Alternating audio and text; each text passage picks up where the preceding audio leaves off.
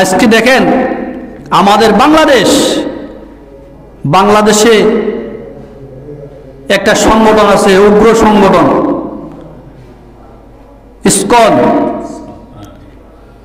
হিন্দুদের উগ্র জাতি হিন্দুদের একটা সংগঠন আছে ইসকন। ইসকনের মূল উদ্দেশ্যটা কি? এই দেশে শতকরা 90% মুসলমানের দেশ, ঠিক না? শতকরা 90% মুসলমানের দেশে মুসলমানদের ক্ষমতা থাকবে, মুসলমানদের শাসন ব্যবস্থা চলবে, মুসলমানদের আইন কানুন চলবে, মুসলমানদের নীতিমালা চলবে, মুসলমান ধর্মীয় শাসন ব্যবস্থা প্রতিষ্ঠা হবে। কিন্তু যারা আজকে ইসকন নামে যে সংগঠন, তারা এই দেশে কি করবে বলেন? তাদের কি ক্ষমতা? তাদের আপনি চিন্তা করলে বুঝতে পারবেন তাদের ষড়যন্ত্র বিশাল, ব্যয়বহুল ষড়যন্ত্র, তাদের গভীর ষড়যন্ত্র, ইসকনের গভীর ষড়যন্ত্র। তাদের ষড়যন্ত্র হলো মুসলমানকে নিধন করা, বুঝতে পারছেন? তাদের ষড়যন্ত্র হলো, তাদের এই সংগঠনের ফিগার হলো মুসলমান নিধন করা। অর্থাৎ বাংলার জমিনও মুসলমানদের থাকতে দিবে না, মুসলমানদের সংস্কৃতি রাখবে না, মুসলমান আইন কানুন রাখবে না, মুসলমানের নীতিমালা রাখবে না, মুসলমানদের কোরআনী শাসন ব্যবস্থা প্রতিষ্ঠা হতে দিবে না, মুসলমানদের ঘরে ঘরে দাঙ্গা সৃষ্টি করবে, রাষ্ট্রের দাঙ্গা সৃষ্টি করবে, বিভিন্ন রকমের ষড়যন্ত্র করে মুসলমান হত্যা করবে। এটাই হলো ইসকনের উদ্দেশ্য। তাদের মুখ্য উদ্দেশ্য হলো এই পৃথিবী, এই বাংলার জমিনে মুসলমান নিধন করা। আর কি হতে পারে বলেন? এরা তো মুসলমানের ধর্মের কিছু নয়, হিন্দু ধর্ম নাকি? এদের কারণে আজকে আমাদের বাংলাদেশ যে সমস্ত সাধারণ হিন্দুগুলো আছে, এরাও বিপদগামী কিনা? আজকে বাংলাদেশের বিভিন্ন স্থানে তারা মানুষ হত্যা করে, তারা সন্ত্রাস সৃষ্টি করে, তারা মানুষের উপর আক্রমণ করে, মুসলমানদের উপরে, মুসলমানদেরকে হত্যা করে কিনা? বুঝতে পারেন না?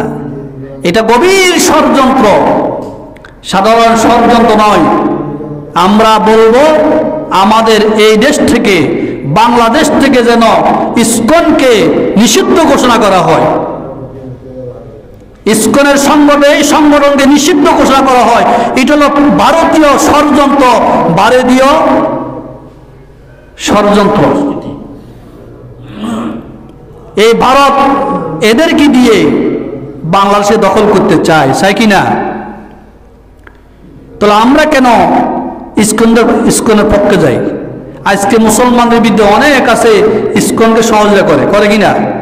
এই সম্প্রদায়ের সহযোগিতা করে।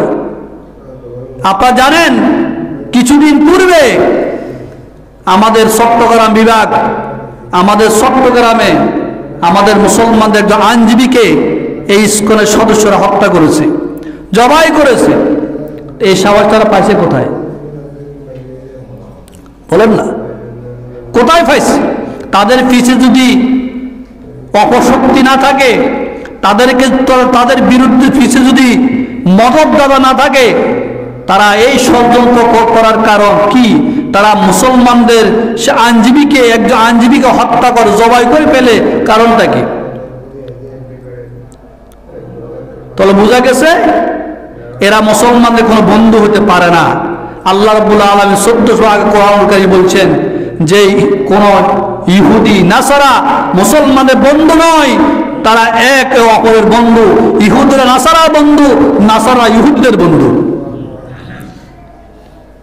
তারা মুসলমানদের বিরুদ্ধে এক। অথচ 16টি বছর পর্যন্ত ফ্যাসিবাদী সরকার এই দেশ শাসন করেছে অন্যায়ভাবে। যখন এই সরকার যখন নিধন হলো, দেশ ছেড়ে গেল, এই দেশে কি হিন্দুদের বাড়িঘর কি মুসলমান পাহারা দেয় নাই? হিন্দুদের কি মন্দির মুসলমান পাহারা দেয় নাই? দিছি কিনা? আমাদের দুধমুখা বাজারের এই মন্দিরে আমরা পাহারা দিয়েছি, আলেম ওলামা পাহারা দিয়েছে, সাধারণ মুসলমান পাহারা দিয়েছে। তাদের বাড়িঘর পাহারা দিয়েছে, তাদের মন্দির পাহারা দিয়েছে, তাদেরকে সেই ষড়যন্ত্রের হাত থেকে রক্ষা করা হয়েছে। তো মুসলমান যদি তাদের মন্দির পাহারা দিতে পারে, মুসলমান যদি তাদের বাড়িঘর পাহারা দিতে পারে, তো তারা কিভাবে মুসলমান হত্যা করে? তাহলে আমরা আমাদের এই বাংলাদেশ 90% মুসলমানদের দেশে, আমাদের সবার এক কথা, এক দাবি, ইসকনকে এই দেশ থেকে নিষিদ্ধ ঘোষণা করতে হবে। যদি ইসকনকে যদি নিষিদ্ধ ঘোষণা করা হয়, বাংলার জমিনে টেকনাফ থেকে তেতুলিয়া পর্যন্ত বাংলাদেশ 56,000 কিলোমিটার 56,000 বর্গমাইলের ভিতরে মুসলমান তাদেরকে কখনো সাথ দিবে না। মুসলমানদের হামলা অবশ্যই চলবে, মুসলমান তাদেরকে প্রতিহত করবে।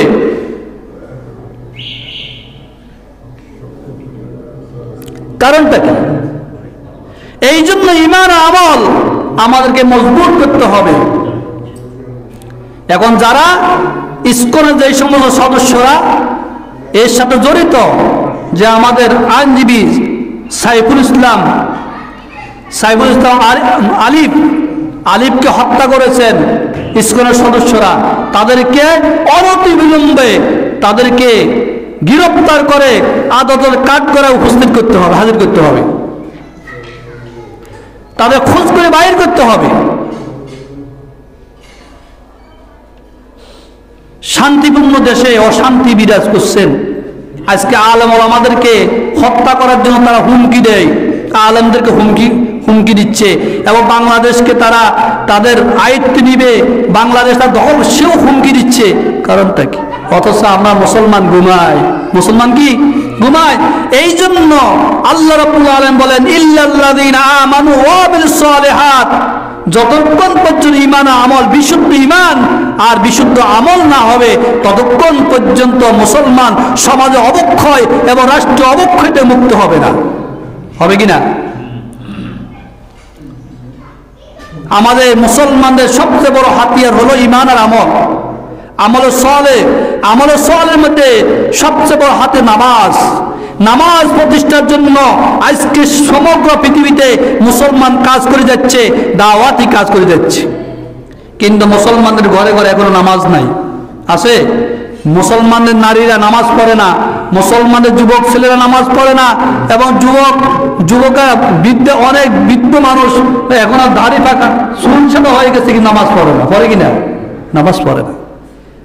আপনি নামাজ না পড়ে কতটুকু ক্ষতিগ্রস্ত হতেছেন জানেন? আমাদেরকে সূর্য অস্ত্র দেওয়ার থেকে আরম্ভ করে আমার ফজর পর্যন্ত আমাদেরকে কি করতে হবে? আল্লাহর হুকুম আমাদেরকে অবশ্যই আদায় করতে হবে। হবে কি না? এই জন্য আল্লাহ রাব্বুল আলামিন কোরআন কারীমের অন্য আরেকটা আয়াতে বলেন, আকিমিস সালাতা লিদুলুকিশ শামসি ইলা গাসাকিল লাইলি ওয়া কুরআনাল ফাজরি ইন্না কুরআনাল ফাজরি কানা মাশহুদা। আকিমিস সালাহ, তোমরা নামাজ প্রতিষ্ঠা করো, লিদুলুকিশ শামস, সূর্য ডলার পর থেকে শুরু করে ইলা গাসাকিল লাইল, রাতের অন্ধকার পর্যন্ত নামাজ পড়ো। ওয়া কুরআনাল ফাজরি, এবং নামাজের মাধ্যমে আল কোরআন তেলাওয়াত করো। ওয়া কুরআনাল ফাজর, ফজরের কোরআন তেলাওয়াত করো।